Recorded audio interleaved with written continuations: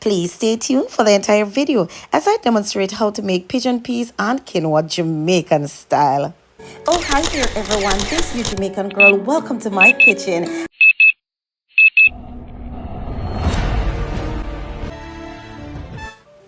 Let me start by welcoming my new subscribers to my channel. Thank you so much for making this one of your viewing choice. So to begin, guys, I've added a tablespoon of coconut oil to my Dutch pot.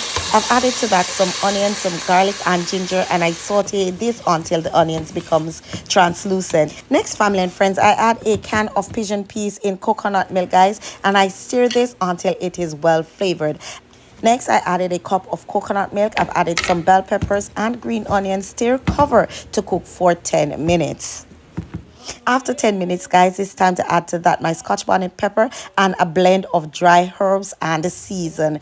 Guys, I want my quinoa to be well flavored, so the key to this is to make sure that my pea sauce is well flavored. I allow this to cook for an additional 5 minutes, guys, and then it is time to add my rinsed quinoa. No, family and friends, quinoa is not a grain, but it is a perfect grain replacement in your diet. It's good for persons who are diabetic since it has a low glycemic index. Now for my spiritual nugget, my tip for you comes from Psalms 41 verse 3, where it tells us, "The Lord sustain the sick and he restore those who are on their sick bed." So take heart, family and friends. Know that the Lord is your great physician. All right, family and friends, it's now time to add our quinoa to our pea sauce. I'm gonna add to that some thyme and butter, guys. I'm gonna allow that to cook for about 10 to 15 minutes on medium heat.